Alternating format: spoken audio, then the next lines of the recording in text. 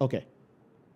So how do we know that, this evidence we have obtained on this subject matter can be relied upon or is appropriate? So the reliability of audit evidence has some features that we need to understand. So the following generalization about reliability of audit evidence may be useful. 1. The reliability of audit evidence increases when it is obtained from independent sources outside the entity. This is what we mean. Let's say we are auditing the company, right? Let me come back into my slide here. We are auditing the company, and we are auditing PPEs, property, plant, and equipment. Based on analytical procedures, we've realized that the value of PPE has gone up significantly. Okay. So we go to next step, inquiry. So we ask management the reasons for the increase in the value of the PPE in the current year financial statement. Then they said, we revalue the assets. Okay. Then we got to probe further. Who the heck did the valuation? Then they said, the valuation was done by the board chairman. He is an asset valuation expert. So he was the one who led the team to be able to do the valuation of the inventory, the PPE. No, we can't accept that. Why? Because the board chairman is not independent of the entity. He stands to benefit, and it could be fraudulent. So one company, valuation, so company A, valuation is done by the board chair. Another entity, B, the valuation is done by an independent valuation company. Which of these two will you reliably fall on as an auditor to get an assurance that really this is an accurate valuation of the asset of the entity?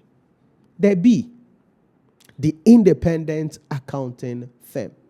Now, does it mean they will not make an error, or they may not commit any mistakes? Or they could, but because they are independent, they are outside of the entity, we can rely more on their evidence than what the board chairman did. That is what we are saying here. So appropriateness, the quality, the reliability of the evidence, 1, when it is obtained from an independent external source, more reliable. 2, the reliability of audit evidence that is generated internally is increased when the related control, including those over its preparation imposed by the entity, are effective. Remember, we've been talking about internal controls, how the entity carries out various activities. So if we come and we've tested the controls and the internal controls are working effectively and efficiently, then various things that they've done in the financial statement can be relied on.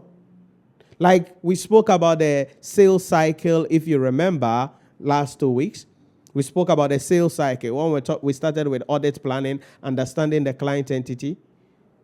And we did the vouching process, put a dummy transaction in, and everything works well. Then we don't have a problem. So that data is internally generated, but we can rely on it because after testing the controls are working efficiently and effectively. However, if the entity's internal controls are not efficient or adequate or effective, then the internally generated info,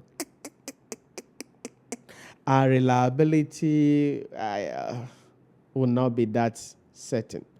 One thing you must understand as auditors also is that it's not all items that we can confirm from someone outside the company. So there are a lot of the things that will be internally generated, and you have to rely on it. But what we are saying here is that our reliability on what management is telling us, what management has recorded in the financial statement, increases if we test the controls in respect of those subject matter issues and they are effective and efficient. We have no problem. It means all is well. 3. Audit evidence obtained directly by the auditor. Example, observation of the application of a control is more reliable than audit evidence obtained indirectly. So, audit evidence that we obtain directly because we attended, like the inventory count issue, we attended the inventory count. So we sit down. We are looking at the way the inventory count is being done. Okay. The right number of people, the accounting in order, everything is done. That is more reliable than we asking somebody to tell us about how they count their inventories. So we are talking about two things here. Let's say an inventory count. Closing inventory is a crucial element that we audit as auditors. So scenario A, we couldn't attend the inventory count, and so we just asked maybe the storekeeper and the procurement officer. We asked them, hey, how did you guys undertake the inventory? Oh, we went there, we had enough people, we counted all the inventories well to make sure everything is there. This is the bin card in which we recorded all the inventories. You can check and look at it. Okay, that's like a quick one answer story. But scenario number 2, you are there yourself. So whilst the counting is going on, you are not there to help them to count. Like why? Whilst the counting is going on, you are there yourself. Okay, per their inventory counting manual, do they have the right number of people? Are they counting in the right order? Did they count all the inventories? Were there any inventories they did not touch at all? That evidence you obtain firsthand yourself through observation of how the inventory count is done will be more reliable than what the procurement or the storekeeper tells us. That's what we are talking about here. So although the inquiry is a procedure, and you are inquiring from the storekeeper, the procurement officer about how the inventory count was done, and they are giving us an answer, that answer or that evidence will not be as reliable as if we had rather observed the process ourselves. So in that circumstance, yes, inquiry is a procedure. We can ask them, but observation beats inquiry under that circumstance. Because what we see ourselves, gather ourselves directly through observation is more reliable than what we ask people and they furnish us with. Who knows? They could be lying. Say you are not there. So whatever they tell you, that's what you're going to take. That is the idea about that point. 3, or the next one, documentary form of evidence is more reliable, than oral evidence. Yeah. That is why I keep on telling you, and last week we emphasized on this as well. Even when we are asking management about something, right? So, for instance, we did analytical procedures and we realized that, the PPE has gone up. So, we want to see the finance officer, the chief finance officer of the company, and we sit with him. Then we are asking him, we observe in your financial statement as compared with your last year's report and then the budget, we have realized that maybe your PPE has gone up by 40%. Can you explain to us what accounted for that? So the finance officer is going to be saying his things, explaining things to us. Now, as he is talking about the possible reasons for the increase, we are documenting, we are writing. At the end of the meeting, what we have written, we will present it to him to confirm whether this was what he meant. And the finance officer is required to sign it so that that becomes part of our working paper. So that is why documentary evidence is more reliable than what? Oral evidence. Because later on, if something comes, he could say he never said that. But now, we have made him sign. And he had confirmed that this was what he said. He read through.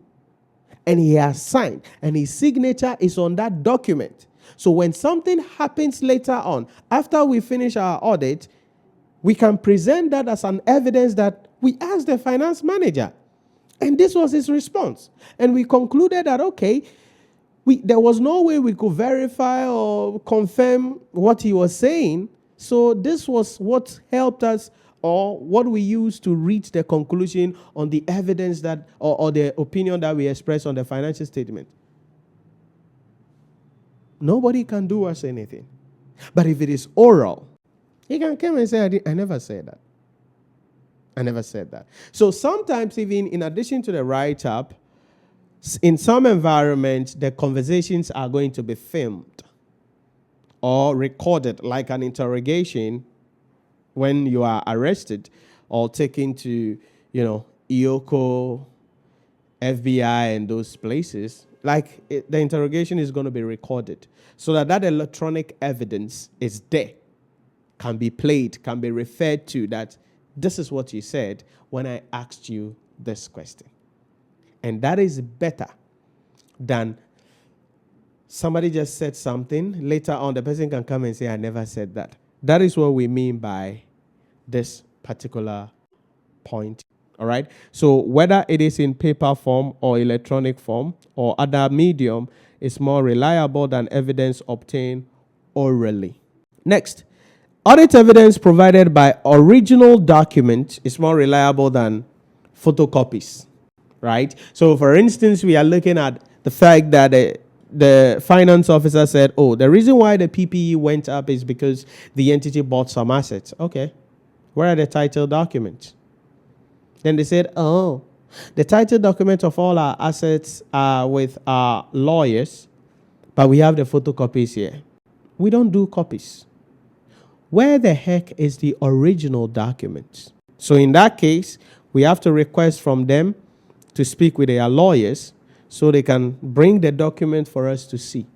Because photocopies can be manipulated, right? But our original document with the seal of whatever authority or whatever it is cannot be manipulated. That is why original documents are more reliable than photocopies. These are some of the points that you must understand when we talk about what the auditor considers when we are talking about reliability of an audit evidence.